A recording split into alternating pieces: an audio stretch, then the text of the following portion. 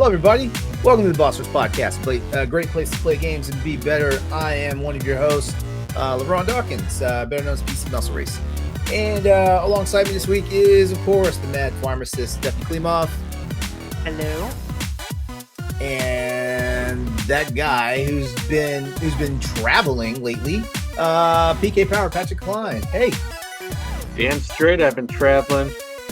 I hit my mid 40s. No, not my mid 40s. I'm still early 40s. But you know what? I've hit my midlife crisis, and it's like I have been sitting on my ass, and I need to get out, and I need to see that world, and I need to be like, world, my name is Patrick, and I am the PK Power. All right. How's everybody doing? We having a good week so far?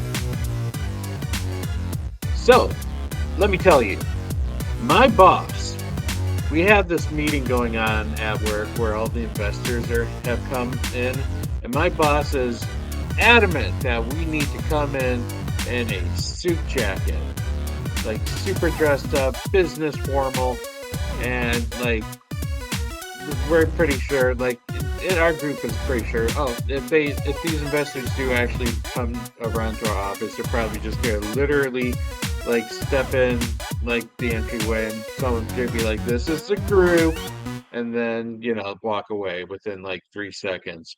Sure enough, that is all what happened. And also we were the only group that was like complete in suit jackets. Like everyone else is like, wow, don't you guys all look fancy? And it's like, yeah, because our boss told us that this was what we had to dress in, even though like the people who are actually with the investors are just in business casual. So it's, I don't know. Dress But to I got to try impress. out. Yes, I got to try out my suit jacket, which I haven't worn for like well over a year, and you know what? It fits now. Nice. That's good. That's awesome. But my white shirt is a little too So big now. The wait, one so I it's like got this. because I was fat. So like, is it a standing dress code thing now, or was it just a It particular was just situation? more for just a particular situation where we Oh, were having people who give us money walk around the office. So we were okay. supposed to be like, hey, look, we're professionals. And they didn't even bother and come up and say, man, you look snazzy today. I Oh, appreciate your suit jacket. well, I'm pretty sure you were looking snazzy. Mm-hmm. Mm-hmm.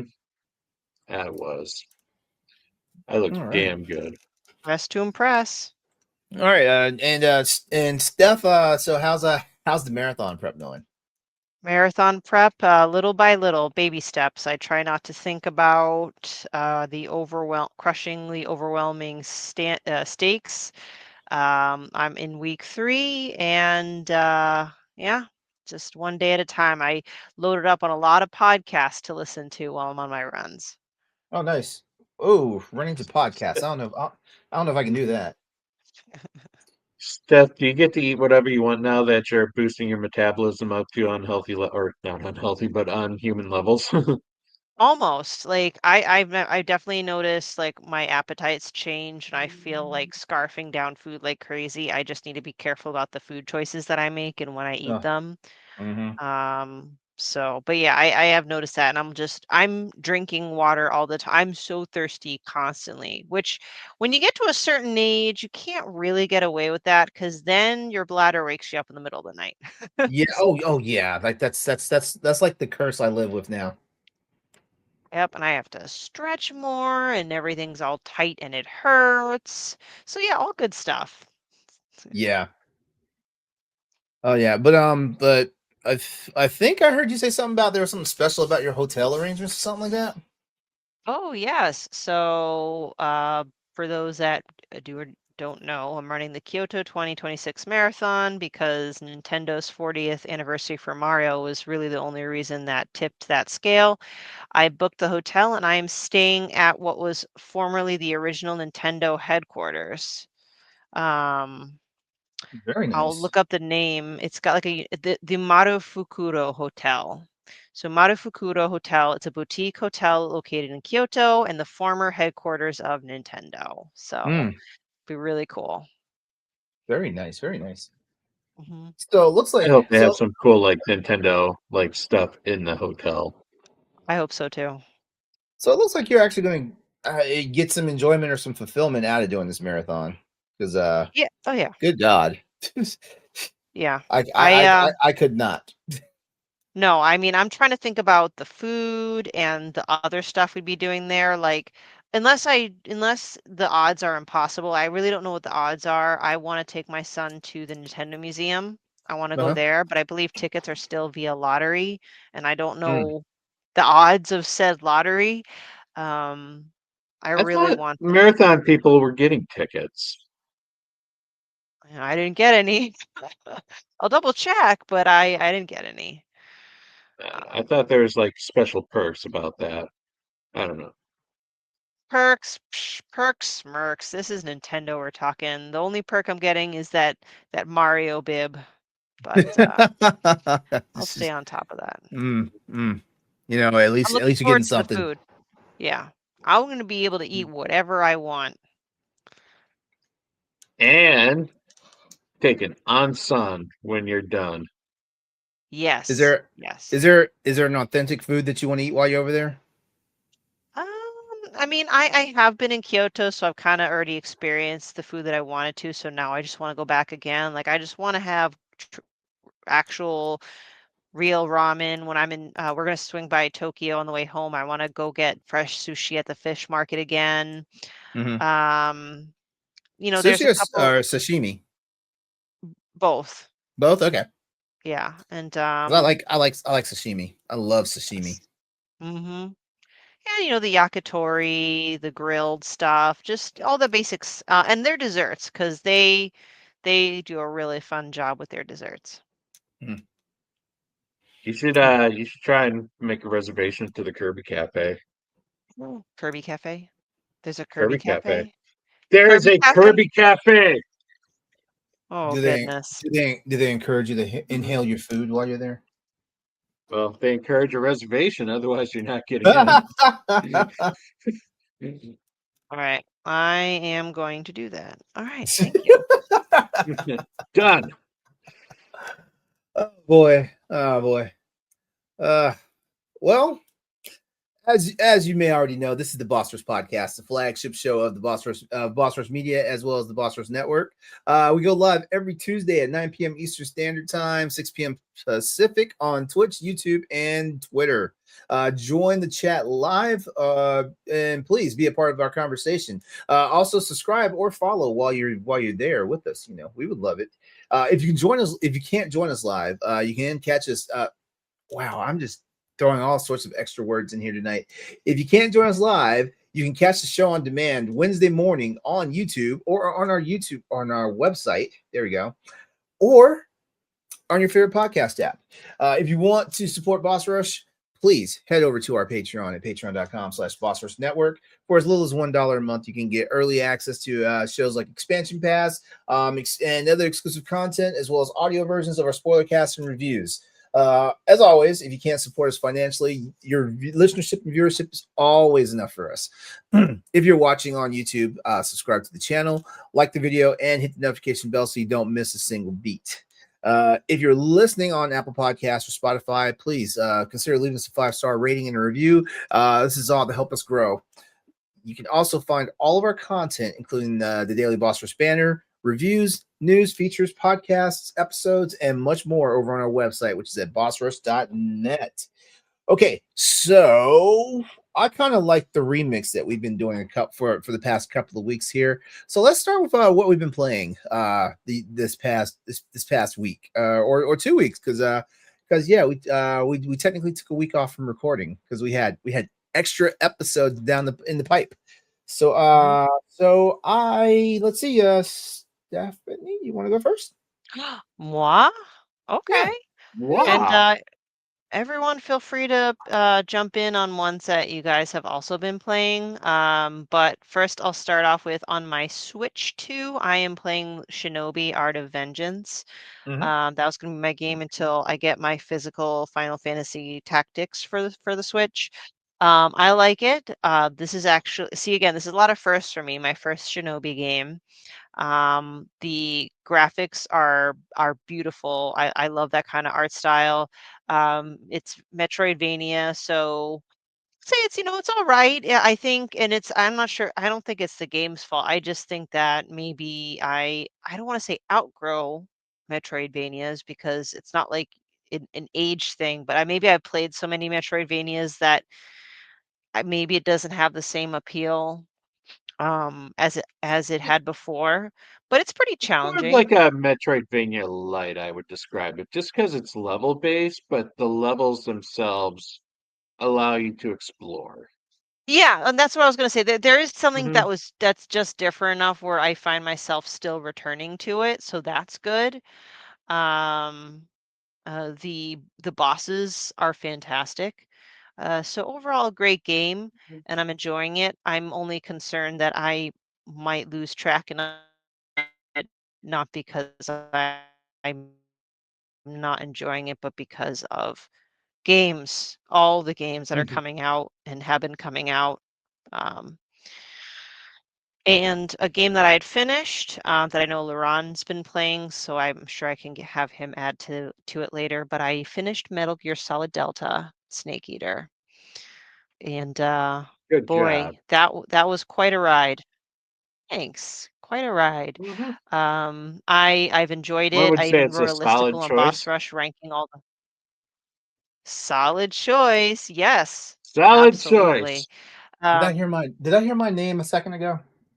No. Yeah, no, I was just talking Okay. about like throw in your 2 cents when you want about Metal Gear Solid Delta because I just said I finished the game. Oh, Um awesome. yeah. Mhm. Awesome. hmm How did you like the fight against the boss? At first it pissed me off so much. I'm like, how the hell does this It bitch was like keep she was seeing me? clairvoyant. Right? Hmm. And then I did one of those things, I'm like, all right, let me stop. And I kept trying to like look up like how you defeat the boss and I just like couldn't understand what they were saying. So I left it and I returned another day.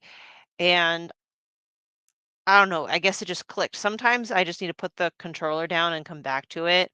And I finally was able to manage the close quarters combat with her. So Uh-huh. I took her out the non-lethal way.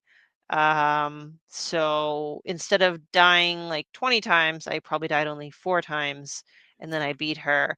And then seeing the ending made it very rewarding. So looking back on it, she has now become my favorite boss fight, but I just came into it not understanding because I tend to want to brute force everything. Wait. I don't recall. You could defeat her non-lethally? I don't Well, you recall didn't. this. Well, I mean, how you would describe it, non-lethal kill, Mhm. not non-lethal kill. Non-lethal is using close quarters combat and then just using the tranquilizer. Oh, okay. That's what I mean by. I mean, any Hmm. boss you take out non-lethally, they still explode at the end. So you know. Oh yeah. That's the weird thing about I forget I forget the lore about it was like they were like they were all rigged to explode if they were ever captured behind lines or something like that. Oh yeah, Which, something like that. which is what made the Cobra unit so efficient because like they never lost like like campaigns. Yeah. So I got Hmm. confused the first time. I think it was the fear where I defeated him non-lethally and he exploded. I'm like, what just happened? Yeah. Um, but yeah, I'm so glad I played the game. I'm disappointed in myself that I'm so bad at stealth. Like I just couldn't do it. This is the hardest game for stealth in the Metal Gear series. Well, I feel like this is the hardest game for stealth in the Metal Gear series. I have not played Metal Gear Solid 5 Phantom Pain all the way through, so I can't say for sure like like if that game tops this. But Metal Gear Solid 4 was not bad as far as stealth goes. Because like Okay. it Remember, was 5 was open enough that you could just kind of run away and everyone will forget you're there. Yeah, Mhm. yeah, yeah. Okay. This was the hardest game as far as the stealth mechanic went, because it Okay. seemed like, and I think honestly, it was just there to pad your time in the game. Because like in all seriousness, I feel like even when I call myself running through the game, I look at my time and I'm like, what the hell? Like I've been playing this game for this long. Okay, I feel a little bit better because in the beginning Yeah. I sincerely did try. I sincerely did. And then at a certain point I just said fuck it and I just started shooting everyone. So my boss fight against the Sorrow was Well, very challenging. I bet that was interesting. Mm-hmm. That was awful. But yeah, I'm really glad that I never was spoiled on the plot. So by the time I reached the end and all those scenes played out, it was very moving emotionally. Mhm. So it really off. So I really, really loved it. I'm so glad to finally play it. I'm happy. And this is your Yeah. was it Where are is it you your at, LeRon, with first that? one? I haven't picked it Yes. back up since I have not Oh, picked it back okay. up since the last. And I think I resigned myself that when I pick it back up, I'm just going to start from the beginning, just bulldoze my way through it. So yeah, like I haven't picked it back up yet. Because Okay. I'm a little disgusted. Uh, yeah, By the but game? well, just by the circumstance because I get busy and I get these spurts of like I just do not have time to play video games or just can't get it up to play video games sometimes, Got and it. so like that happened unfortunately with Metal Gear Solid, which I knew I could have beaten that before Final Fantasy Tactics came out. I knew I could have beaten that, but just that one setback, like screwed me over. But that was the setback probably did me some good because like I am more than halfway through Final Fantasy 7 remake, the first one. Yeah. So I think it was a good trade, and I was like, okay, look, I'm gonna play because you were out for a little while, Stephanie. But I was playing the original Final Fantasy Tactics, the War Alliance version for PSP. Mm-hmm. I was playing that for a while to get excited for Final Fantasy Tactics, the Evilise Chronicles, and then it hit me. I was like, I'm playing this game and I'm going to get burnt out, and then I'm not going to want to play Mm-hmm. Evilise Chronicles. So I You could stopped. pull what we in the business call a Corey. Yeah, so I stopped and I was like, you know what? I now have the Final Fantasy bug. So like let me go play Final Fantasy 7 remake because I have not played through it and beat it yet and stuff like that. So yeah. So I think I'm gonna be playing both those games like simultaneously and stuff like that. Given that for the most part, like those games don't even touch each other. Well, that's a lie. That's a lie. Yes, they do. Mm. That's a lie. I mean, they don't touch each other enough that the storylines for either games matter. But yeah. So congratulations on being your first Metal Gear Solid. Are you going to go back and play one of the older ones? I would recommend playing Metal Gear Solid first. The first one. Actually, Yeah, I You honestly, should be absolutely able to intend to. find the I have Master the Collection. collection. yeah, Mhm. yeah, do that. Yeah. Play the Master Collection and because you played technically the prequel game now's a good time to actually go back and play the first game. The first By game in the first game, line. he really means the third game. Yeah. Yeah, it is the third game. But if you include the NES like titles. Which are I'm in gonna the collection. I'm gonna tell you right now. You think Metal Gear Solid 3 was tough with stealth. But if you go back and play Metal Gear and Metal Gear 2 Solid Snake, you're in for a bad time. Oh, great. So I should just Yeah. start off They're shooting everyone. but the storyline, well, yeah, well, that's a good thing. You don't get penalized. You don't get penalized for killing people, but the enemies respawn when you leave the screen and come Oh. back. They're back. Oh, man. Yeah, Okay. yeah. When you leave the screen and come back, they're back. Yeah, that's the only hiccup on that. But yeah. So I figure like I'm happy. I'm happy. Yeah. I'm very happy, and I definitely Congrats. will return to that collection. Thank you. Congrats! The Like game. you played a game from my nostalgia, from my vintage, and even though technically I was late to the party beating Metal Gear Solid 3 because I beat it on its second round of re-release. Mm, so that was my PlayStation game. So the game that I beat it just in time. Silent Hill F.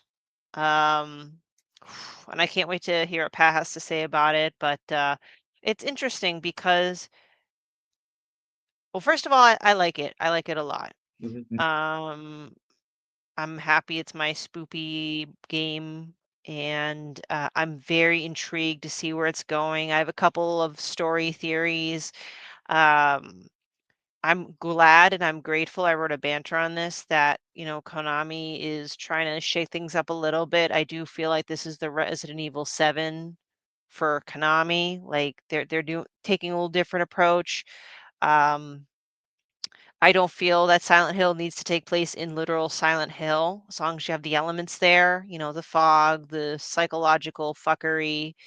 Um, when they say find beauty in terror, that is very true. Things are actually so pretty. I'm like, huh? um, it's scary, primarily by the sound design and the little, again, mind fucks.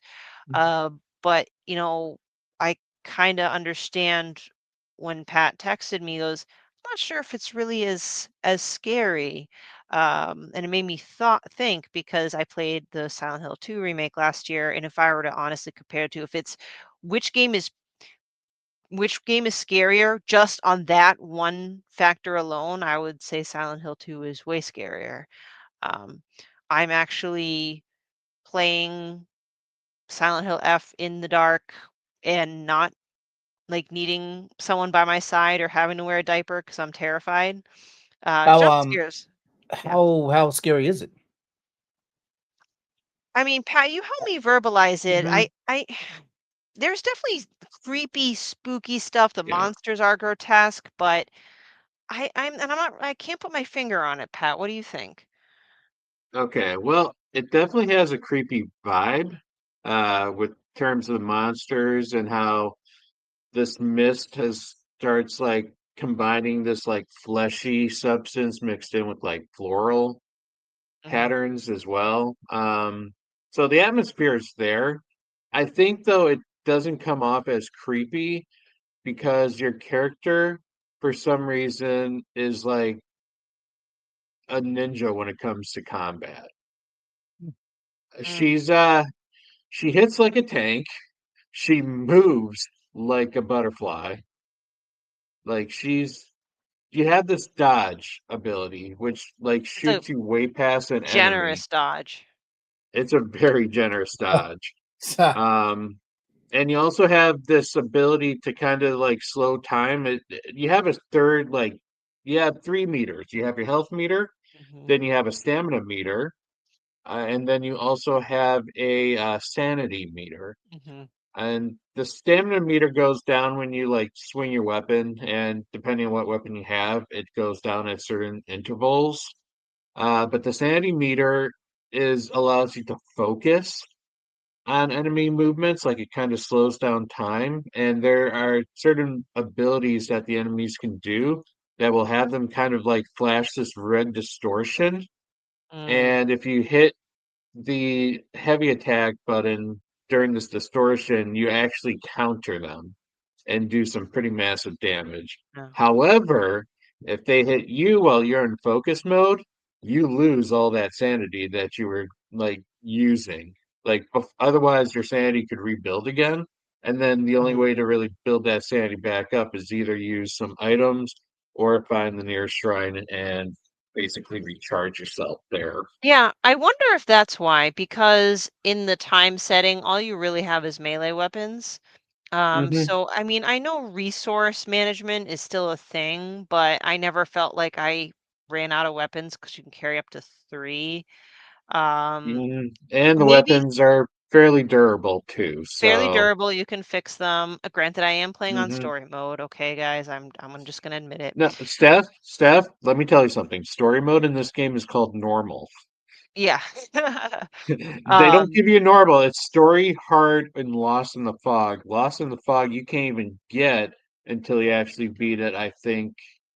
Actually, I don't even know. No, I think you can start on hard if you want to, but you can't start lost in the fog, mhm, I think, until you beat hard. But I may be mhm. wrong about that. Well, I mean, but maybe it's because because of the battling mechanics, maybe that makes me feel less vulnerable. Um, I don't worry about bullets. I Mhm. feel like, all right, bring it, bitch. I'm gonna beat the shit out of you. Yeah. So maybe part of that is why I'm not as scared.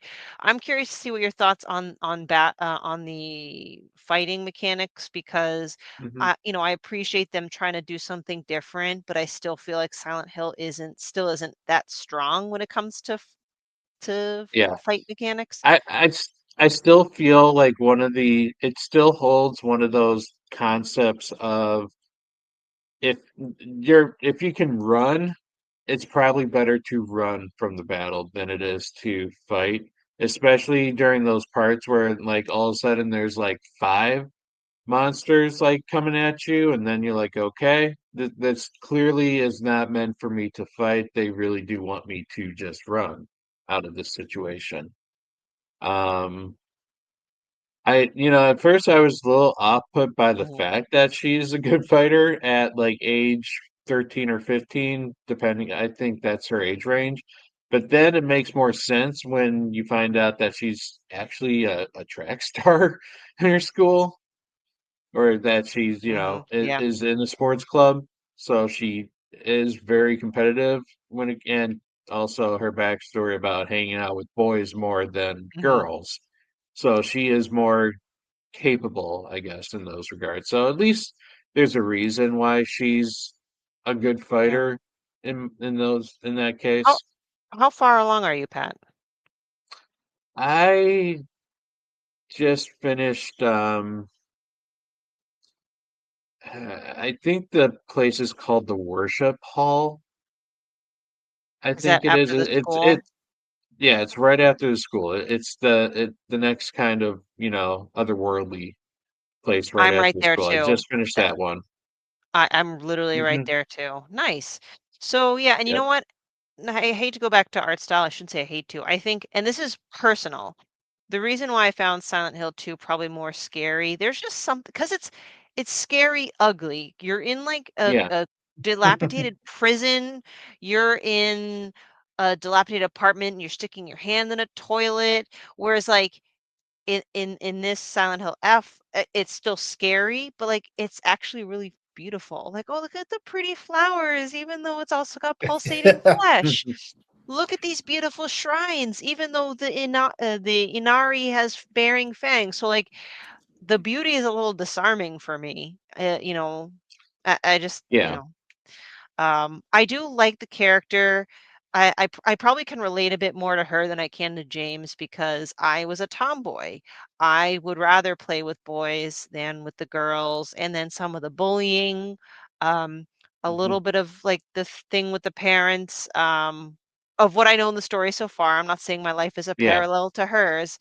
Um, but there's still some things where, like, at a milder level, I can relate, and so I'm appreciating the story. I do wonder why she seems so okay to go along with things in the other world. Um, so Hmm. we'll see, like. Yeah. My understanding is, and it may be a little bit of a spoiler, uh, but this is a game you actually need to play a couple times to get the full story. And from what I understand, multiple playthroughs actually change up how the story is told. I'm not Really? surprised. I'm not surprised. Hmm. Yeah. Alright. Like, enable to get the true ending, you actually have to beat the game twice, or three Oh, times. oh, man. Three I don't know. times? Oh man, Three times. I don't know about that's that. I don't know that's a about lot. that. That's a lot of gameplay. Hmm. But yeah, so overall, I am thoroughly enjoying it. I don't mind that it's quote unquote not as scary as Silent Hill 2 because it's scary in its own right. It's just different, different character, different setting. There's a lot of lore in this game, and I think that's Mhm. definitely one of the strong points in this, Yes, is yes, when you go through scenes, or if you see something like unique on like the map, she writes this stuff down in the journal, and it's like really detailed about all the stuff yes. that she goes into. They got a very good scenario writer for this game. Mhm. So the story is definitely, I would say, the strongest part of Silent Hill F. Yeah, yeah. Thanks for bringing up the journal. I agree. So, Hmm. um, Final note, I'm pissed at GameStop. Surprise, surprise. Number one, I went to pick it up and I said, do I get a steelbook for pre-ordering it? Because that's what I was told. And they're like, yeah, well, they didn't ship us that much, so we don't have any. I'm like, what the fuck? So I'm mad that I didn't get my steelbook. And I got the balls on GameStop. I got an email later that day, just like a generic email. Get pre-order Silent Hill F and you'll get a steelbook. I'm like, go fuck yourself. And the That is guy, a freaky looky steelbook too. yeah, and that guy that rang me out, because he did it so fast, because normally when they ring you out, they ask, do you want to protect it with this stupid protection guarantee? And then I say no, and then they don't. And then he never asked me that question. And then as soon as I paid, he goes, and yep, along with that, you got the protection. And I'm like, oh, is it like included now? And I walked out with the receipt. He rung me up. He auto And rang it. he auto Wow. rang it in for both my freaking games that I got. I was so pissed. I was like, you You asshole. should have gone back and be like, remove this. Yeah, I realized too late. I was so mad. This is one of those rare times where I was like, they still do the survey. I think so, but I didn't get any thing for the Yeah, survey. there's a website you can go to. Like I used to hate that. I used to hate that survey. Because like it was basically a customer satisfaction survey for every receipt, every person was encouraged, because like it was a thing where like they were pushing it to where like where like you had to tell everybody, and you had to circle it on the receipt, like, hey, go to the go to this website and give us some feedback for how we did and stuff like that. And we would get negative feedbacks off the surveys, for like the most random, really dumb, like idiotic shit, like shit that was out of our control and everything, right? Yeah. And so so we'd always be fighting with our district managers and stuff because these are because of this stuff. But I feel like this is one of those times when like you have a legit reason to like give a negative feedback on the report.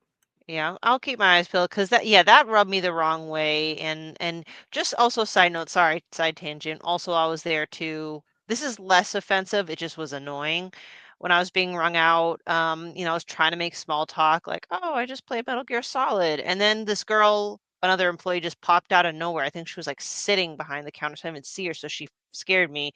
She tried to get in a debate with me about if it was truly a remake because she didn't think it was a remake because of this, that, the other thing. Like she was getting very animated and upset.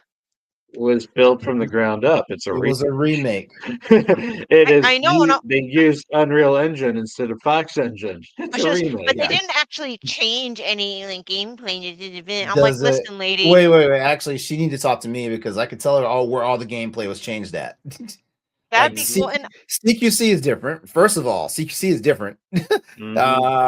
Like you now have an aiming reticule for all your weapons, for whether it's the tranquilizer gun or the machine guns. You now have an aiming reticule that's all different designed for those weapons and stuff like that. There's different nuances to all the boss battles now. There's all sorts of stuff that's different about this game than what it was in the original, while at the same time it's still a 1-to-1 remake. This could have just because they didn't add a whole bunch of like fluff and other bullshit in there or some stuff to expand the story. Guess what? They can't expand the story because it's Hideo Kojima story, No, exactly. But okay, so The Last of Us, yeah. If The Last of Us is considered remakes, Metal Gear Solid definitely fits the remake. Yeah. No. And she just had such a visceral reaction to me simply saying, I enjoy Metal Gear Solid Delta. I didn't even say, oh, like I didn't. She just started. I'm like, I need to get the fuck out of here. It's like it was a weird experience, and I think I'm done with that store. I see GameStop still. I see GameStop still attracts those type of people as employees. Yeah. Because I had my fair share of it back when I was a manager. Like I tried my best not to like hire like the Uber gamer, or the snobby gamer, basically. It's like, hey, like everybody has an opinion, but guess what? You're behind the counter. Like you're supposed to be the expert, not the asshole. Exactly. But anyway, that's what I've been playing. I know I went a little bit long, but since we had a little bit of time, I kind of like the games I've been playing, so it's good. All right. Talk about them. Yes. Pat, talk to us. All right. Well, there's not a whole lot more I can add to the Silent Hill conversation, but in my it doesn't quite hit that same feeling as a Silent Hill game to me, but I still appreciate it for what it is, and it's still a good game. Um, well, what I mean by that is it doesn't hit that creep like the pure creepiness that 1, 2, and 3, and especially 4 it did. But it is a fun game. It's different, but you know what? I like the fact that they are doing different things. I encourage new things to be done. That way you can find out whether or not you like said new thing or if you prefer old way better. But at least they're trying, which is more credit than, Konami's done in a long time. So, Mm-hmm. Mm-hmm. yep.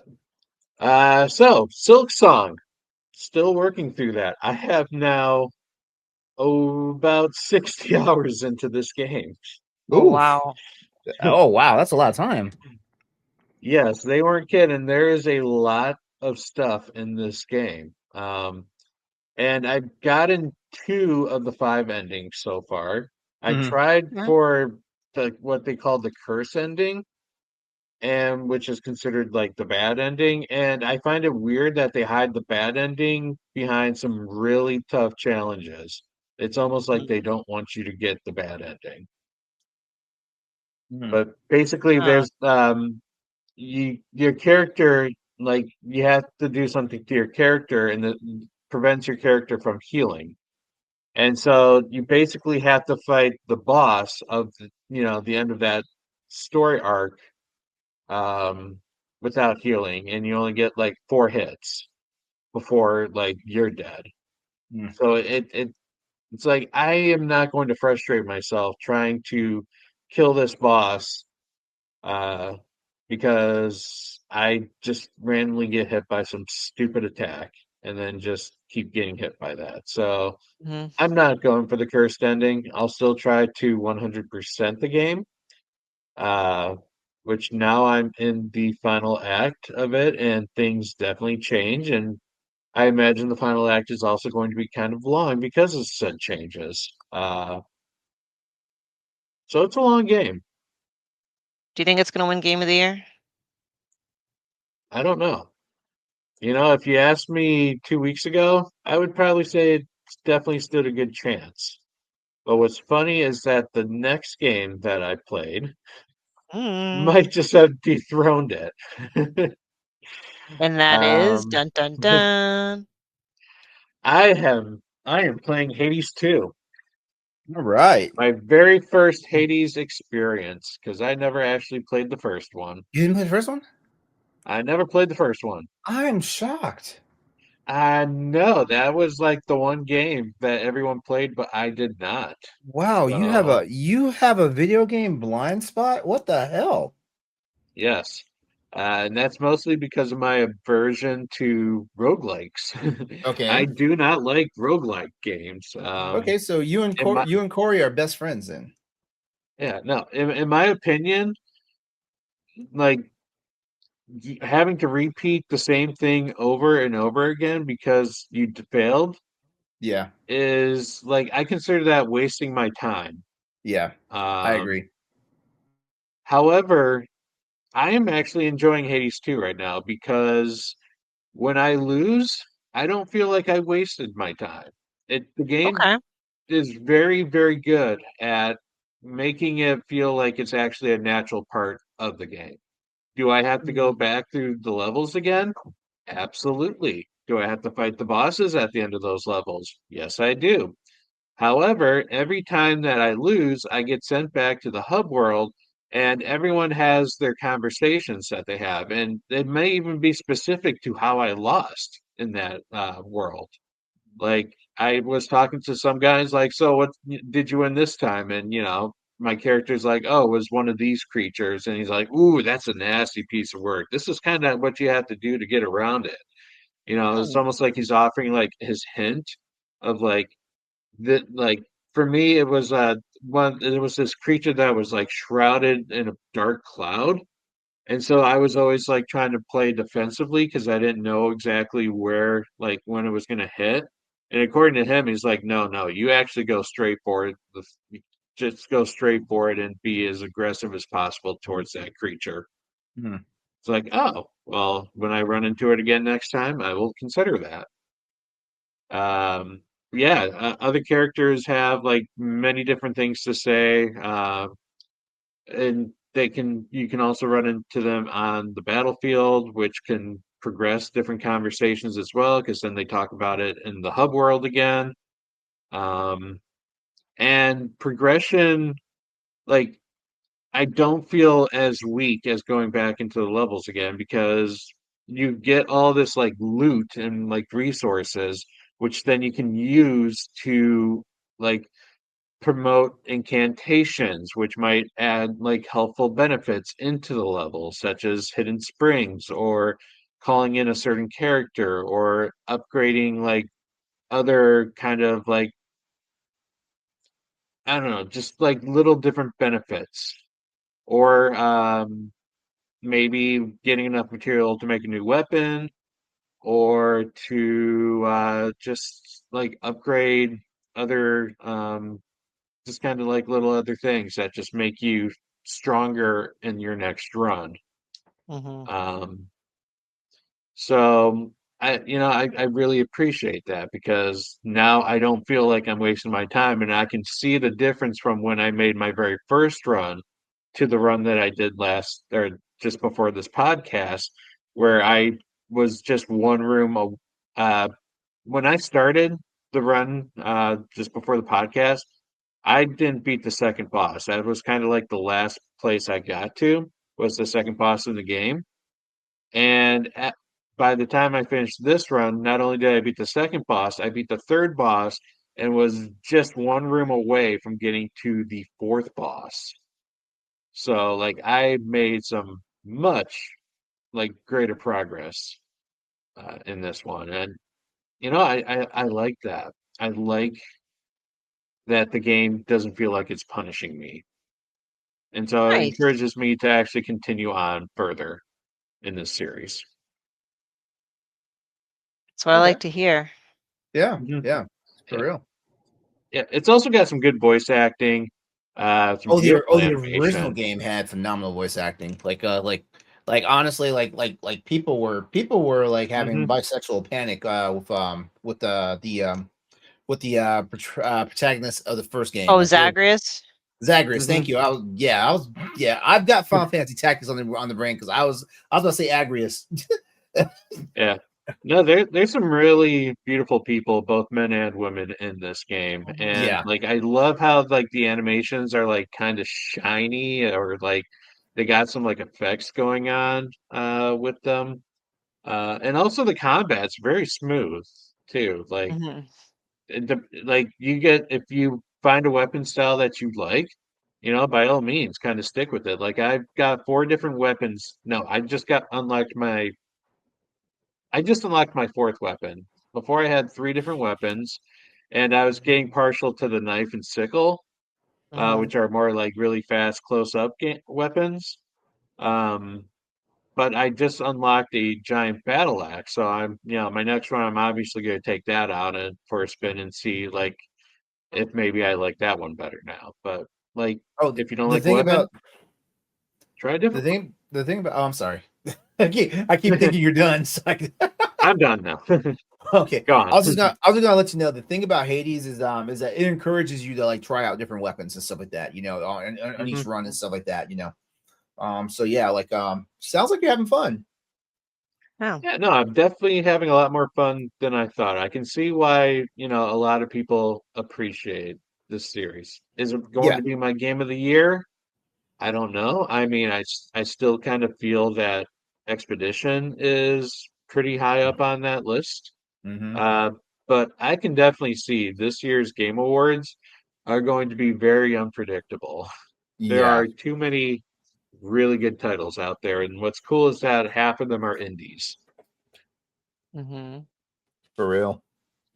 Yeah, I'm looking Right. forward to playing Hades too. I'm still waiting for my physical, which comes later. Physical. No, that one's a true physical. It's gonna be a while before I play Hades 2 because it was a while before I played Hades. Yeah. Nice. Anything else, Pat? Nope, those were my primary focuses right now. Okay. All right. Of course, Cool. I'm looking forward to this week, Ghost of Yote, Yeah.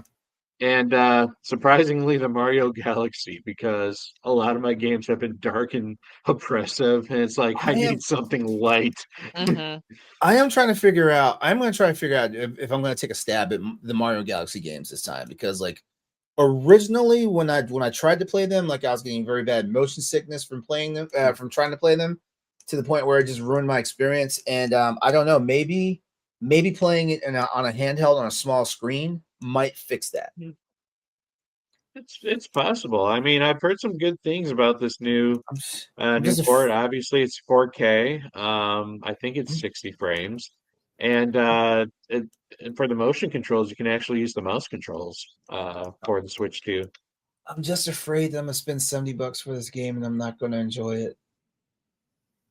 I'm just afraid. That's all. All right. Well, Mario. It's a me, Mario. Yeah, but it's my least like Mario games just because of what I encountered the first time playing them, you know. Yeah. So who knows? I might just take the plunge. Okay. Well, as you heard, like I crashed and burned on Metal Gear Solid Delta because the concept of time is not forgiving in this game. So I had been playing Final Fantasy VII remake, and I'm actually really enjoying that. Like I'm like, what the hell took me so long to play it? I guess is the main thing. I love all the nuances of what they've done with all the characters and stuff like that. I love the music is so freaking good. The music is so freaking good. Yeah. It's a good mix of like new and old. Yeah. Like yeah, it's like they're like we're gonna remix the Advent Children soundtrack, which was already a remix of the original Final Fantasy VII soundtrack. And it's like, oh my god, it's so good. It's so good. It's like I mean, even like, the battle theme is just like, yeah, it feels so better. There's like so far it's been like 5 different versions of the battle theme that I've heard in this game. It's wild. Yeah. So there's that. I am playing Tekken 8. I actually made a breakthrough because I actually got promoted to the purple ranks. I actually made nice. I actually made the Tekken King and then got smacked back down the Bushin. so there's that. But yeah, I'm still having a blast playing Tekken, even though I know like the community is kind of out there right now, you know, as far as like season 2 has not been a good ride for the core like Tekken people, and you know, I'm just playing it because I'm fun, you know, and I think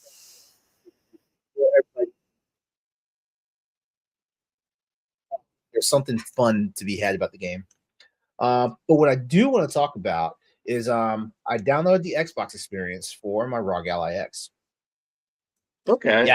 Yeah, I downloaded it. Yes, and I am going to say this right now. That damn handheld plays so much better.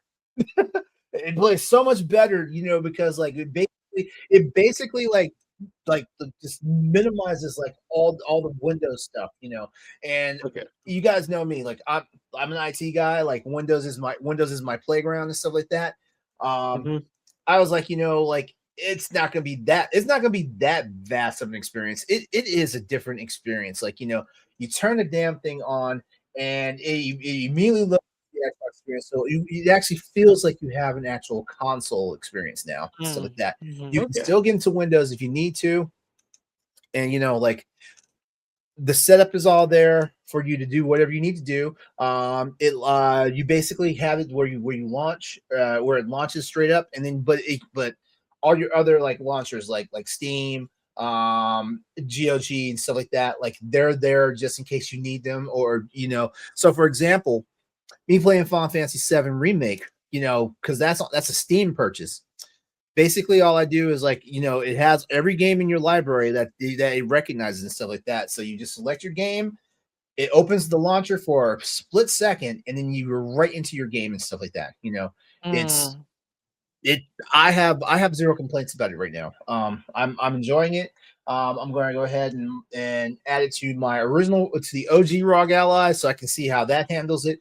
But basically, it's saving you a whole bunch of RAM and resources and stuff like that. So the game is actually playing. The games are actually playing better and a little more, less chunky. Let's put it that way. Which is good.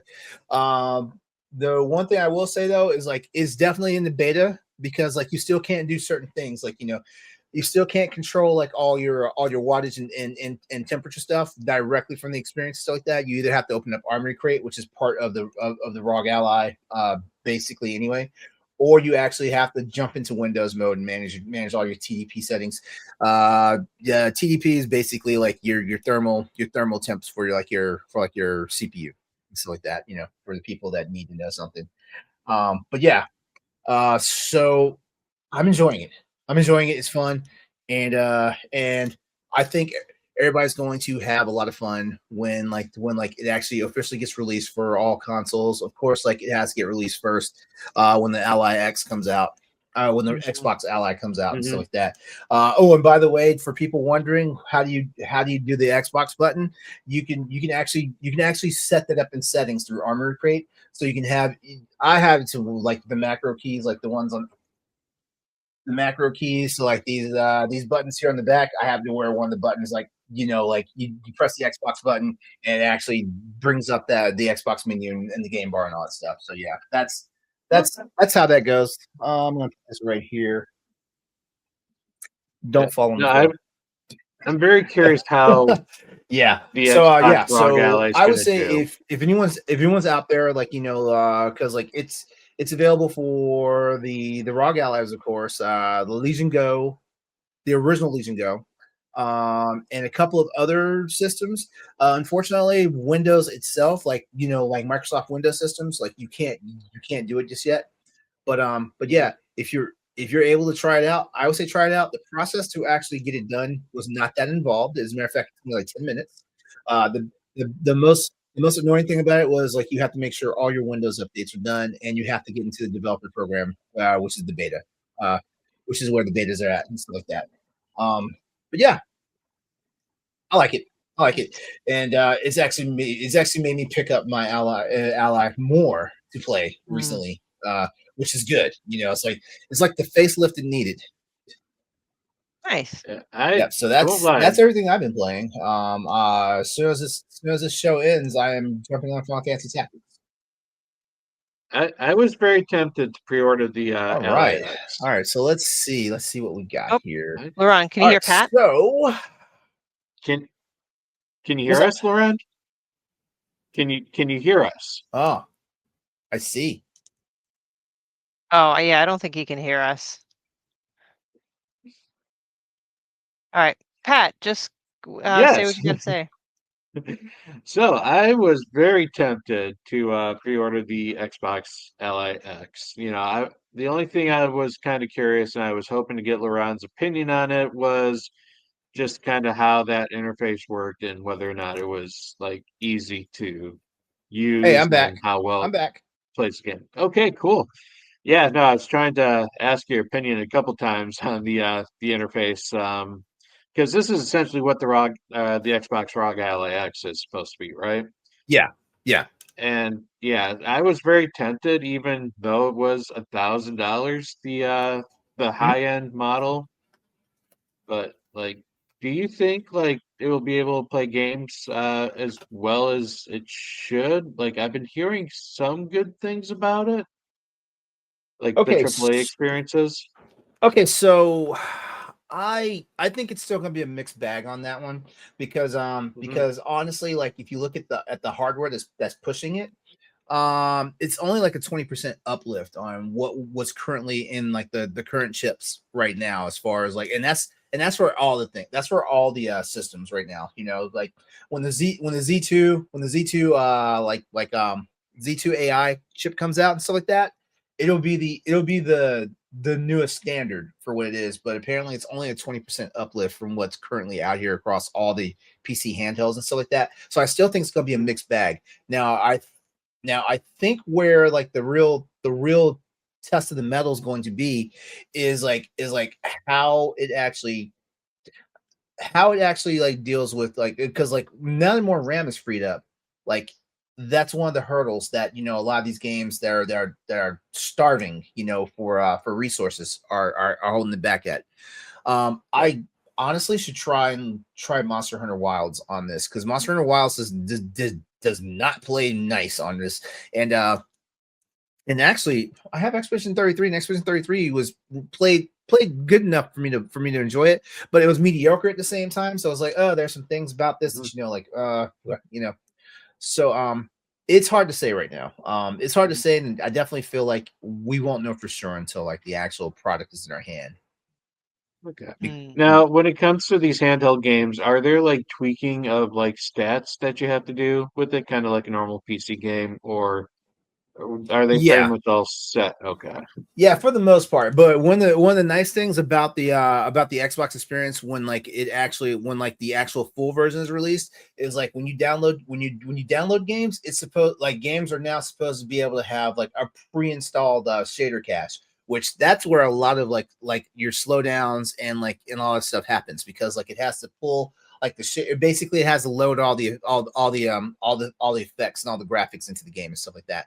So it's supposed to do that on your first install. Now I'm not sure how that happens, like because of course when updates happen to like the systems and stuff like that for your graphics drivers, as well as your CPU drivers and stuff like that, I'm not sure how that handles after that. But yeah, so it's Okay.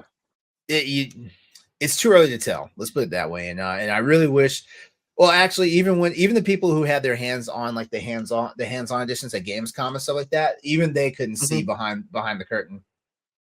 Mhm.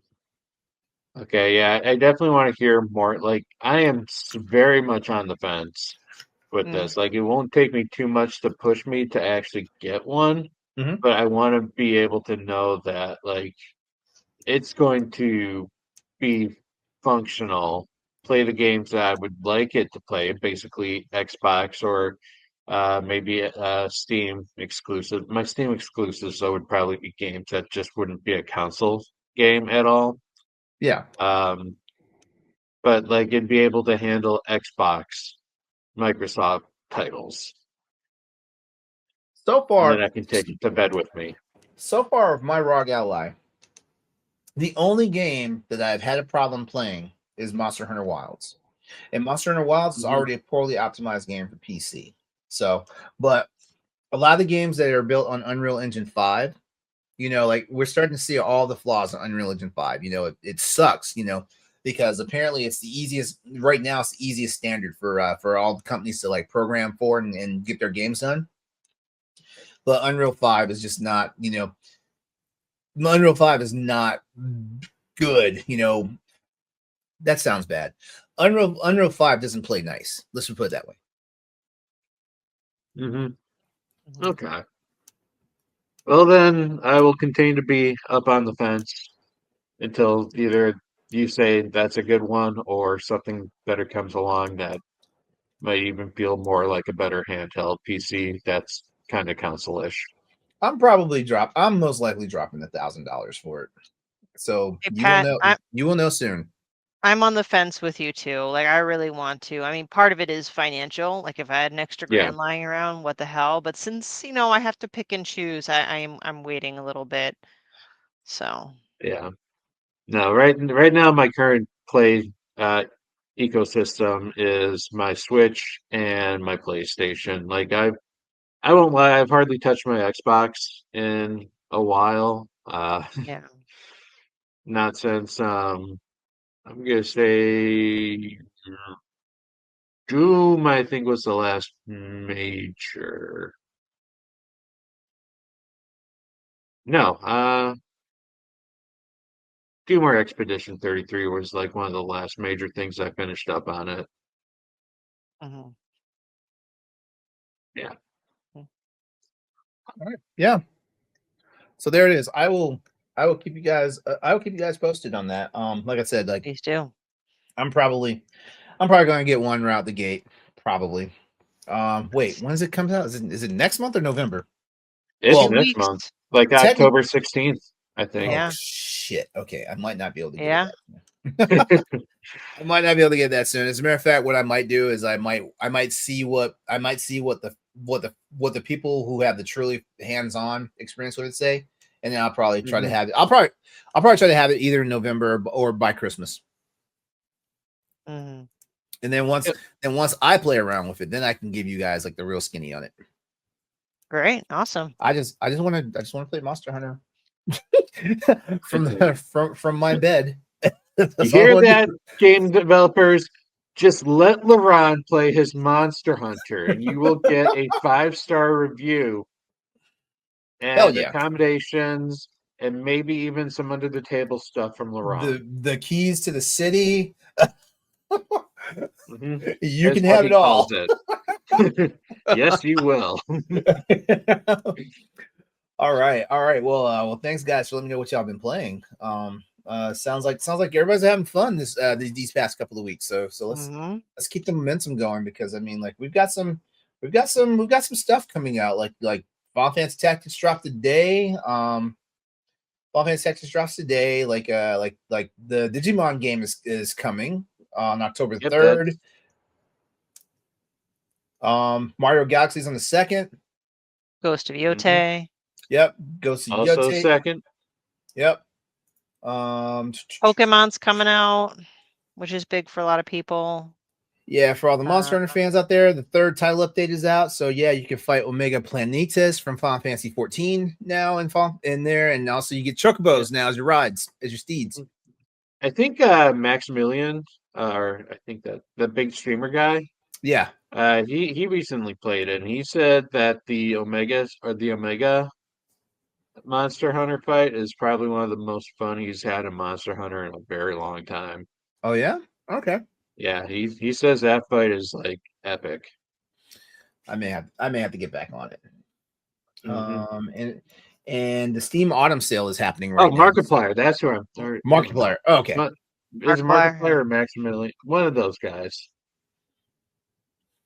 played it recently. Is like this is like peak Monster Hunter. All right. Well, hey, we got a topic to talk about tonight. This might be a bad topic, or it might be some harsh truths, because bad habits are ruining gaming for us, the players, not for gaming itself. Bad habits. So let's be real for a second here. Video games are supposed to be fun. It's supposed to be an escape, a good place to relax, laugh, or challenge ourselves in ways that real life doesn't always allow. But somewhere along the way, a lot of us gamers have picked up some habits that are quietly sabotaging our whole experience with gaming. And no, I don't just mean the occasional rage quit, though we've all been there. I'm talking about patterns that just chip away at our enjoyment without us even realizing it. I've got a small list of things here. Actually, I compiled a pretty big list of stuff, but I've shrunk that down just a little bit, into some of the more specific ones, but some of the stuff that I'm guarantee you, like we in like the nearly 300 episodes of the podcast, 60% of this list is about me, and I don't like it. yeah. In nearly 300 episodes of this podcast show, I guarantee you, like we have uttered something like this once, at least once. So let's just. I'm just gonna go in a random order. So first bad habit that I want to point out, and I'm kind of guilty of this, is like I do this thing of ignoring different play styles when it comes to games. Like, like I get into a game, or I check out a game, I see like what I like, and I just immediately go for it. And it's always something familiar. So basically, always choosing the same class or character loadouts that limits all your discovery and stuff like that. That's kind of why when Monster Hunter Wilds came out, yeah, of course I jumped in and played with my gun lance, but then I was like, you know what? Let me pick up a different weapon that I have not messed with in months, and I started messing with the hunting horn and stuff like that, because it's all about trying something new. So, and the question is, when's the last time us gamers have tried something new, like that stepping outside of our comfort zones. Try being a tank, or a healer, or like stealth build, something different from what you're always doing. It's also kind of why when Tekken 8 came out, like I decided to play the brand new game with a brand new character, and he's been my main for the whole time. And there's even some really cool characters. There's really cool characters out there that I want to get into them. But yeah. So basically, all I'm trying to say, hold on, what happened here? Oh, that's what happened. I happened. Mhm. Something happened to the interface just now. My bad. Try different things. Like Pat. Do you always find your comfort zone in every new game that you play, where it always feels like you're just doing the same thing that you were doing the last game and the last game before that, or? I used to kind of be that way. Like usually when I get choices, I tend to be more the tankier warrior character and not worry too much about skills or magic or things like that, or even stealth. But I've definitely been experimenting on different play styles. Even with games like Silk Song, you can change up your crest, which would change up how your character moves around and plays. Um, and like I find myself trying out different tools. Feature I really didn't use too much in the beginning of the game, but now I'm finding them a hell of a lot more helpful, and in fact, maybe even making the bosses a heck of a lot more easier because I'm doing something I never really used. Before I would just go around and smack them with my sword and then back up and heal. And Stephanie, there used to be a time when all you would play either a Zelda game or a Zelda like game. So like you have actually diversified your portfolio a lot. You used to run from scary games. Like look at Now she runs in scary games. Yeah, I've embraced the variety and I'm loving it. Mm-hmm, mm-hmm. So it's too bad. It's too bad you beat the new release spooky game before spooky season started, because like you should have just took the entire month to play Silent Hill F. You should have. But Oh, well, trust me, I'll still be playing spooky games because I ordered Chronos, the New Dawn, the physical version, and that comes out October 21st. So I'll be going from Silent Hill F to Chronos. So Just like I went from Kronos to Silent Hill F. how about, and just hear me out here. Let me see. Vexus wrapped the first season of Alien Earth, and there's this game called Alien Isolation. no. No. No. Come on, I played that game three Octobers ago. You can do it too. That game scared the shit out of me. There's only a few games that I think I just will never play, and that's Alien Isolation and Outlast. actually, So you're saying Amnesia you might give Amnesia a shot. Okay, not Or Amnesia Ill? either. Those What three. about Ill? Wait, did you play RE7? No, I will not play RE7. Oh, come on. Play RE9 though. I would rather play RE7 than Alien Isolation. Well, I think it's the first person thing that I think really gets me. That's what got it for me for Alien Isolation. In all honesty, like it's the first person thing. I like having spatial awareness around my character. Like if I can't see what's surrounding my character, like it immediately like messes me up. And also like the game just bugged me out because it's like the Silent Hill factor for me. Like I don't like my games to fuck with me. Like just come out and scare me. Don't play with my emotions. You don't want to hear a screaming kid in a refrigerator that's chained to the ceiling? No. Okay. Trust me. The aborted sink fetus from PT still messes with me. Yeah, the fridge hanging from the ceiling is also PT. Yeah. Best Silent Hill game we never got. You guys had the list in front of you. Someone pick another one off this list.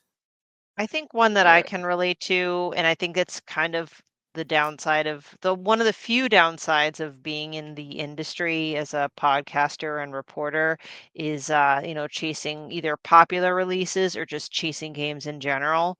I have Boo. Yeah. pre-ordered exponentially more games than I really needed to, where maybe I could have bought 80% of them when they were on sale. Mhm. Like I'd get to them eventually, but I don't know. I have a scarcity mindset now. Yeah, I like to call it the new and shiny problem because, like, Mhm.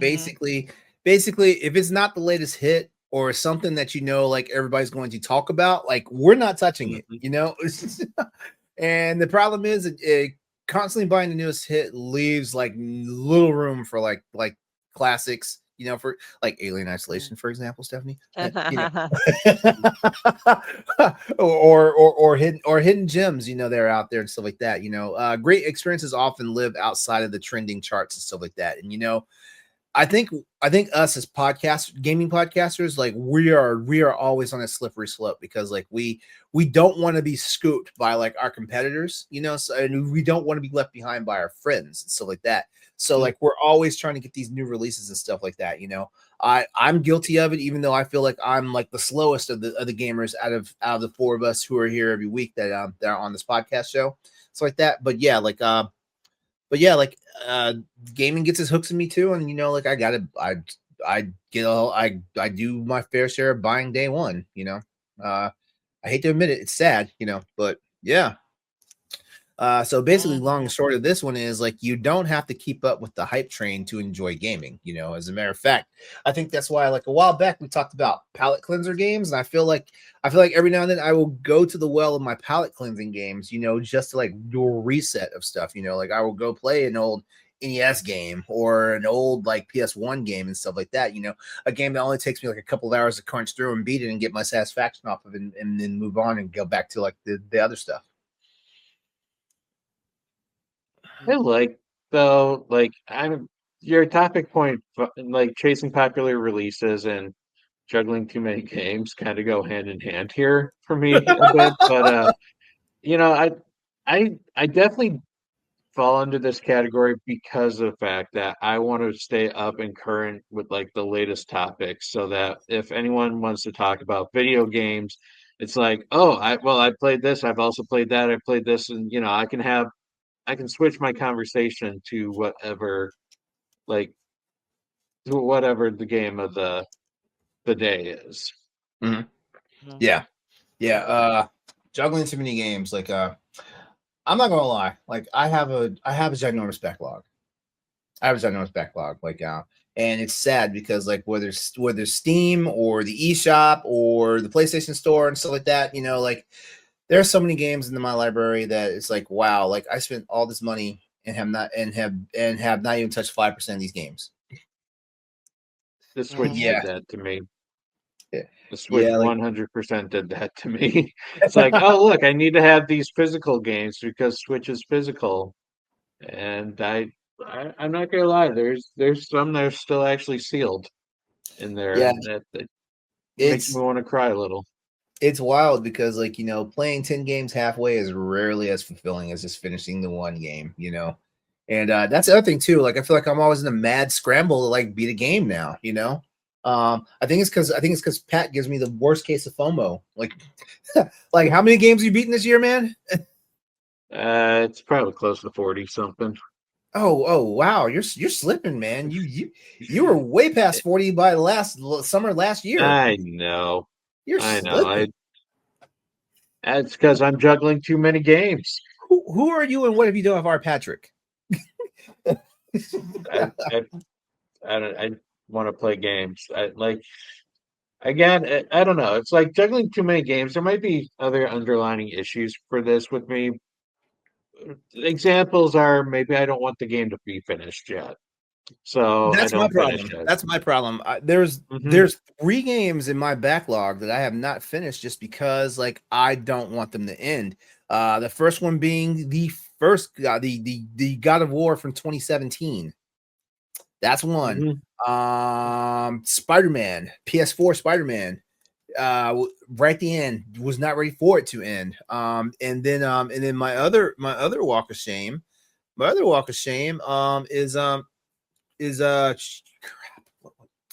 It was just in my brain and I lost it. But yeah, there's like 3 games out there. I'm pretty sure like as soon as I remember what the white whale is, I'll tell you in a minute. But yeah, like, and the sad part is I'm at the point now where it's like if I turn those on, I have to start back over from the beginning because like I will have forgotten how to play the game, which means I need a brush up course in like how the mechanics work and all that stuff, and then I will have forgotten most of the story. So I was like, okay, I need to start over. Yeah. Again, I mean, there's that, and also the what I mentioned earlier. I like to have those conversations ready, so Yeah, that's why I play so many different games, is so I can relate to what other people are playing. So, and I also have what I call the gamer ADHD. me too. I get to that point where after playing a game for like 40 or 50 hours, I really want to try to switch it up and play something different. Otherwise, I get burned out. Yeah, yeah, yeah. I think another problem I have, well, actually, I don't have this problem as much as some people do, but a problem I do have is that I don't like to lose. I don't like to lose. Mhm. This is why I don't play a lot of roguelikes.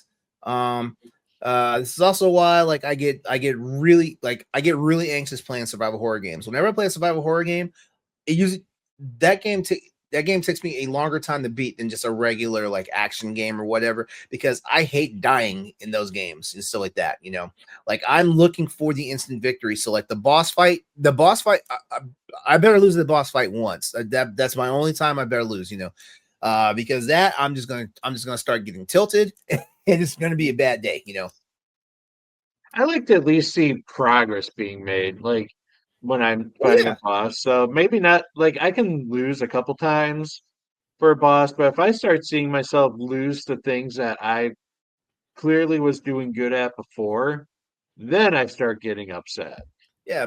Black Myth Wukong comes to mind for me. Like like those boss battles, they're fun, but they're frustrating as hell. And I die quite a few times, and it's not even like get good noob. It's like wow, like this game is making itself harder with each encounter the same boss. Mm. Steph, do you when you start running into those frustrating boss fights, are you the kind of person that needs to keep playing them, or are you the smart one that's like, okay, I'm just gonna take a break here and just do something else? I think I'm in the middle. I will probably, because like part of me is stubborn, right? Like I will keep at it, keep at it. I would say if by my dozenth attempt and I'm making no progress, I will just put the controller down and come back another day. And Pat, you just final boss fight was a perfect example of that. Pat, you just asked the person that beat Sifu a while back, how they are about Yeah. boss fights, and come on, man. Sifu is one of those games I was like, oh, I need to put this down. Sifu did that to me. I'm like, oh, I need to stop. No, for me, it's Silk Song right now. Like Mm. Mm, the last time I was on here, I talked about like there was a boss that literally took me like 3.5 hours just straight trying to beat the boss before I finally beat the boss, and it left me with just an absolute sour taste in my mouth. Like I was angry, I was upset, I felt like I wasted my entire night mm, just trying to do this, and I honestly did not pick the game up. Like I sat the game down for like 3 days before I even picked it back up to continue, and I was dreading when I picked it up. Like I told I messaged Taylor because we're still trying to get a spoiler cast going on with this, but neither of us have fully beat the game yet because it's massive. And I'm like, I don't know if I can keep playing this game. Like this game is literally making gaming less fun for me. Uh luckily, like in my like I've gotten better at the game. I found things that help me out more. But there are still frustrating boss fights, and I find it so hard to not just stop when I Yeah. know I should just stop and take a break. Mm. Yeah, that's a It's like you said, it's the failure. Like I don't want to like this is one thing I'm good at, and here this boss is absolutely humiliating me. Mm. And here is all that like I literally spent hours fighting said boss. If I shut it down now, what did I just do with my time? It just it I beat myself up when it comes to like stopping. Yeah, Mhm. I don't have that problem as much. There are certain games that I do get pissed off at myself. If I tell myself, oh, I just need to stop. There are certain games, right? Hmm. But I think for me, like it's kind of easy for me to turn around and say like I'm gonna let this one go. Hmm. I kind of did that with Metal Gear Solid, and that was a mistake of my own choosing. Like I put myself on that path, Mm. forgetting basic mechanics of the game. Like if you don't turn your game on in 3 days, your food is going to spoil. That's how I am about pizza. After the second day, it's got to go in the trash. Yeah, yeah. One last one here, before, and we'll wrap this topic up. Knowing when to stop, knowing when to stop. I think our pride gets to us sometimes. Like we buy this game. We buy this game thinking we're going to enjoy it, and we're not enjoying it. But we trudge along through it because we bought the damn game, and like Mhm. somebody's got to play it and stuff like that. Like I remember when you guys were talking about how disappointed you were with the Plucky Squire, and that was a game that you guys were like raving about. In its run up to release and stuff like that. And it didn't hit all the bells and whistles for you when it came out and stuff like that. Uh grinding through games for that you dislike, for the money's worth only makes the game seem like work and stuff like that. I think I think our hobbies should never feel like work unless it's like Mhm. good work, unless it's like good work that makes you feel good about it. Um, Agree. but like if it feels like it's more torture than reward, what are we doing? What are we Yeah. doing? Yeah. Hmm. I will say know when to stop, and just know that quitting is not failure, it's freedom. It's failure. Oh, Stop it. Stop it. Stop it. I All right. just went through this. I can't. I can't. It's the Well, one thing that I identify with. If I can't win video games, then what am I winning? uh, What just am I winning? just remember you don't need to win immediately. You're not entitled. Nobody's keeping score. Well, maybe I'm a you're keeping score. gamer. I'm a gamer. And not everything Can't has to just be let new and everyone else shiny. beat Silk Song and me not get there. All right. So basically the takeaway from all this is your gaming habits are probably ruining gaming for you. And not just that. Well, here's the thing about it. It's not ruining the games, it's ruining our relationship with them. So when you break some of these bad habits, you're gonna realize that you're gonna find joy and probably all over again. You're not just chasing wins, and you're not logging hours, and you're not following trends and stuff like that. Honestly, it's all about like, are we enjoying our favorite hobby? You know, mhm. because our second favorite hobby is podcasting and talking about the damn games. So I don't know. Maybe the real next level in gaming is simply just remembering how to actually play video games and not work through video games, if that makes sense. Uh, Amen. any final takeaways from this?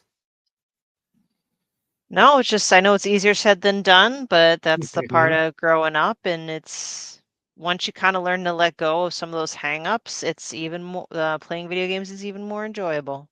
Mm. Mm-hmm. Mm-hmm. Look at Zelda just sitting there like a little princess. Look at her. Mhm. Oh, she's trying to get chords right now. Oh, of course. The Mhm. little scamp. All right. Well, it's September 30th, which means it's end of the month time, which means that it's time for our monthly segment of Attaboys and Get-togethers. So if for the people who are new here, basically what it's all about is at the end of the month, all the panelists here, we take a moment to like celebrate something that is being done right in gaming and ridicule something that's being done boneheadedly in gaming, whether that's from an actual developer, the game itself, a publisher, or just some other influencer out there in the gaming sphere and stuff like that. When I say influencers, I mean like reporters or people who think they're in the know and stuff like that, because every now and then someone puts their foot in the mouth. Mhm. But yeah, Pat, why don't you go first? All right. Well, I would like to say attaboy Sucker Punch for making another stellar Ghost game. I have not played it, but I've heard plenty of other people talk about it, and they say that if you like Ghost of Tsushima, you will love Ghost of Yotei because it is like playing Ghost of Tsushima but with a much improved story. So you're basically preempting an attaboy for them because you haven't even put I your am hands in the game yet. preempting this attaboy. All right. And All right. also it's nice to, see a good single player game come out there, Yeah, especially from because Sony, considering they've been trying to focus on that live service stuff. I mean, the So last single player game from Sony was what, Astrobot, if we consider that, because it's more it's a platformer, but technically it's a single player. I mean, I guess you could consider Death Stranding 2 right now. Oh yeah. Yeah, but you know. But anyways, my get it together is more of a personal one. So I pre-ordered Trails in the Sky. I pre-ordered the Steelbook edition from Limited Run. Now I'm not completely blaming Limited Run here because they have been very transparent that they have not received the supplies from the manufacturer of said products, and that Mhm. they've been sending emails within every 48 hours to keep us updated at why we have not gotten Trails of the Sky yet when we were told we were supposed to get this around release date. So get it together, Clear River Games, for not having the Trails in the Sky Steelbook Edition assembled for release. Yes, it is. This game, like, people were looking forward to this one, and it's like, have you seen the Metacritic ratings? It's still in the 90s Yeah. right now for the Trail series, and like I'm seeing so many posts of people just enjoying it on my Twitter feed, and it's like that could be me right now, but I can't Mhm. because my game has yet to be made. Oh my God, this is almost flashbacking to like the topic we just. Come on, Pat, don't do it to yourself, man. Don't do it. Don't do it. I'm doing it. Oh, all right. I think I'm cheating here and I'm looking at the list. I think Stephanie has like the best like attaboy and get together. So Stephanie, you're gonna go last. You have the best It, one. You have the best one. oh. Mhm. So I'm just gonna say this because I feel like this is a much deserved one here. Attaboy Konami. Like Yes. for real. Like this revival that you guys have got going on of classics and taking bold steps forward with your recent titles in the past year, you guys are on point. And I'm just gonna say it like that. Like, yeah, you are heavily leaning into remakes, remasters, and reboots, whatever. But several high-profile projects have definitely earned it for you as far as OpenCritic and Metacritic are concerned. Metal Gear Solid Delta is at 85 on Metacritic and 87 on OpenCritic. It's getting a lot of praise for like the excellent visuals, the overhaul. Suck it, GameStop employee. Of course, there are some out there that felt like the remake was a little too conservative, not enough risks or dramatic representations, but whatever, and then we have the Silent Hill remake from 94, the Silent Hill 2 remake from 94. I'm sorry, 24, 94. When did Silent Hill 2, when did Silent Hill 2 come out? It wasn't 94. We'll Yeah, it look it wasn't up. 90. Silent Hill 2? I don't know. Wasn't 94. Wasn't 94 because like the PlayStation 1 just has 30th anniversary. So that was 2001. 2001. Okay. All right. Yeah. I'm just blurting out numbers here for no reason. But yes, the Silent Hill 2 remake, like this basically, I guess, put Konami back on the map in recent years because like with an 86 Metacritic score and like largely favorable, on OpenCritic and stuff like that. Basically, it feels like, and also this is a Bloober team, like they also get some flowers for this one too, because people were really like anxious about this game, and stuff like that. So it was great. Like, Did you guys hear from Bloober team? They just announced they are they're in full development mode for Silent Hill 1 now. Oh yes. Nice. Oh yeah. Yep. And speaking of Silent Hill, staying on track with Silent Hill F has also gotten very good, like reviews on Metacritic and OpenCritic. 86 on Metacritic, 87 on OpenCritic and stuff like that. What Stephanie said earlier, it's a bold divergence. New protagonist, new setting. Not in the town of Silent Hill and stuff like that. Combat system is a frequent sticking point, like that Stephanie also like pointed out and stuff like that. But for the most part, Konami, you're doing good. The Suikoden 1 and 2 HD remaster also rounds it out, also in the 80s. And 89th percentile among OpenCritic titles too. So yeah, good job there. Keep it going, Konami. Like we love it when like a company that falls on his face and stuff like that, and falls out of favor with the gaming community, they actually find a way to get back into our graces and stuff like that. Konami, if you're not releasing any more new games, as long as you're doing what you're doing with these remakes and remasters, we will support you. No, we won't.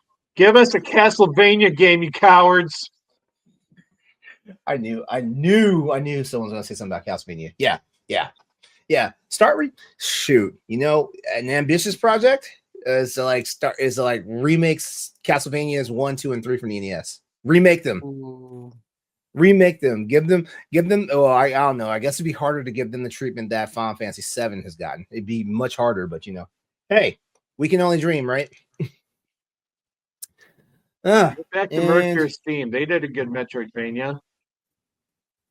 Yeah, they did. Yeah, they did good Metroids. They also did good. I considered the that Castlevania game they did. That was them, right? 3 Castlevania games that they did were good. Yeah.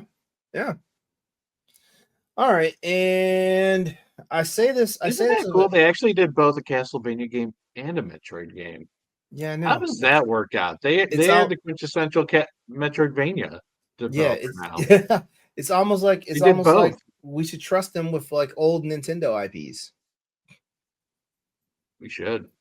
Yeah. All right. It's with a heavy heart and a lot of laughter that I have to say get together once again to Microsoft. For a company that seems to not be doing anything for its gaming division and stuff like that, increasing the price for your consoles for a second time in the same year is wild to me. It's wild to me. Effective October 3rd, 3 days from when this podcast is being recorded, the price for the Xbox Series S and X are going up again. The Series S will be $400. Wow, we're in a world where the Series S is $400 now.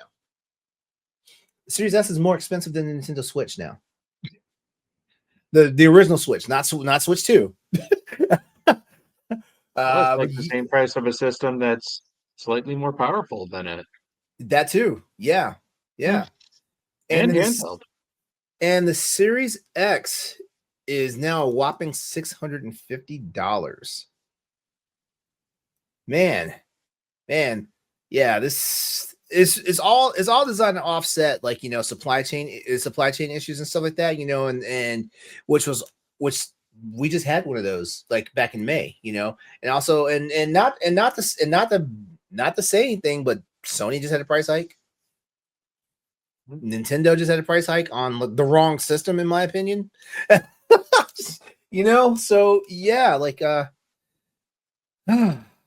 Yeah, and this is exclusively for the United States. This is not any other regions. This is the US. Like all those prices I gave you was US dollars. That was not like the yen or the won or the euro or Canadian dollars. Then again, I don't even know if sure, I guess Canada got spared this time. They get hammered whenever console prices go up. Mm-hmm. Yeah. Yeah, so wow. So yeah. So just looking at it, like depending on what Microsoft console you want, you can be spending upwards of $800 because like the 2 terabyte series X is $799.99. Kind of wonder if the Xbox ROG Ally X was actually supposed to be $900, but they changed it recently to 1,000. Makes me wonder. I could have sworn it was like being predicted at $899. Yeah, it was. I'll have to check that. Mm-hmm.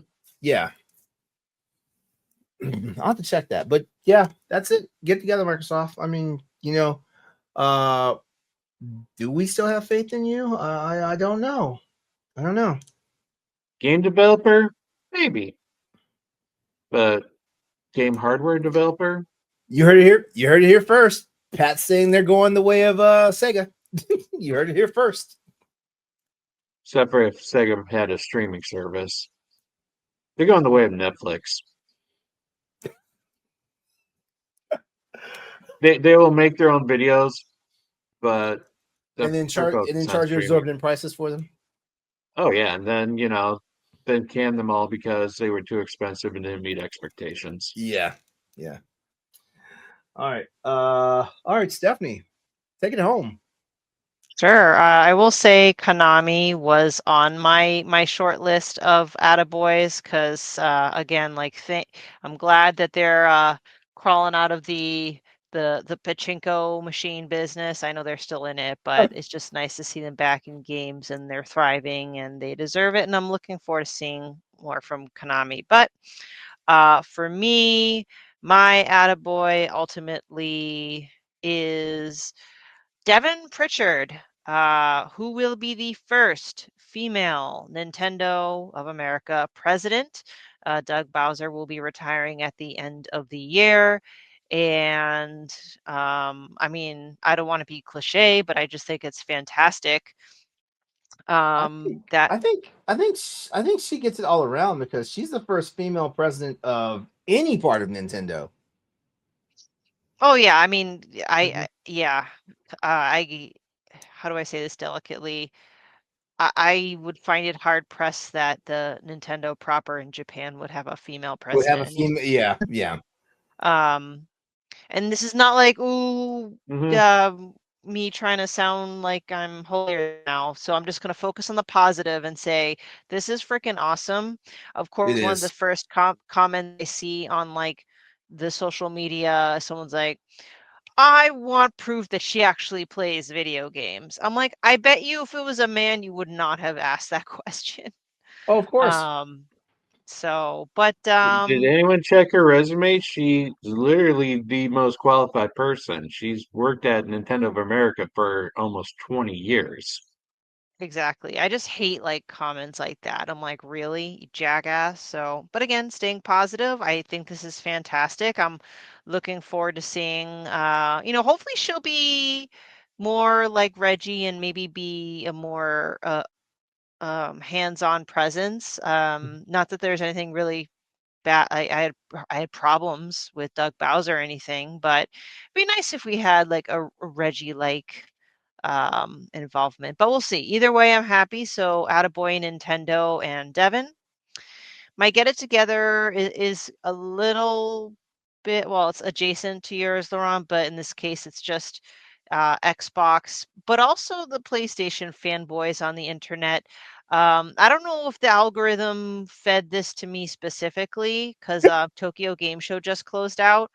And so many people were like, oh, Xbox is now the number one and PlayStation sucks. And then on the other side, PlayStation's like, you Xbox people are just lying about the ROG Xbox Ally selling out worldwide because it's not. And they were like particularly obnoxious, and it all started with the Tokyo Game Show because of Xbox's presence. And I was like, it was nauseating to see how much what do you call it, like tribalism and like Xbox and PlayStation fans going at the jugular. I thought like people didn't act like that anymore, but I was wrong. Shame on you. Here's the news flash. Like Microsoft has such a big presence at TGS this year is because they are trying to infiltrate the Eastern market. They're trying to do whatever they can to get into the Eastern market because guess what? Game Pass is not a hit over in Japan. It's not. It's not, but a lot of the fanboys are saying, like, taking pictures of like Xbox stands in like Japanese stores, like, oh look, Japan loves Xbox. I don't know what anyone else is talking about. Like, it was just a lot of like really obnoxious. I don't know. Like, all of a sudden, the fanboys are like puffing their little peacock feathers, strutting around, and then PlayStation's attacking them, and not PlayStation, the company, the fans. I don't know. Yeah. I was like, I'm kind of curious how well Steam Decks are in Japan or like handheld PCs. Because I Not. feel like maybe that market is still open. And I think Xbox it's is like, I think now it's that we open have the to ROG Ally, maybe we can convince them to join up on us. as long as they don't have a dumbass, within the company saying some dumb shit like Japanese gamers have small hands, so like this is not going to work for them, like as long as they don't say some dumb shit like that, this time I think they're going to be fine. dear Lord. What they need to do is they need to promote some gotcha games on that system. Yeah. Yeah. And at their actually I'm going to keep it to myself.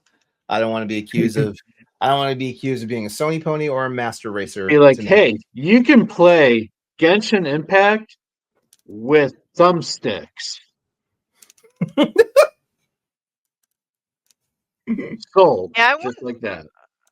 And this has, I never even thought about hand size, which is kind of weird, but I just kind of thought about it inverse, where it's like, is the Steam Deck too unwieldy? Because it's even too unwieldy even for me. So like this is not an exaggeration. The original Xbox, the first Xbox, the Duke controller was about this fucking big, and someone legit in Microsoft corporate and Xbox corporate's headquarters was like, yeah, like this is for American gamers because like we don't have to worry about having small hands. Wow, what a dumbass. Yeah, and guess what? Microsoft, Xbox has never been right with Japan since then, and that was right out the gate, the very first console. Don't insult your potential fan base. Yeah, just don't insult where you can get money from. Like, yeah. Stop talking about hand sizes. Gosh. Yeah. Anyway, so yep. Gotta take the good with the bad and the bad with the good. Yep, and that's why we have our added boys and get-togethers.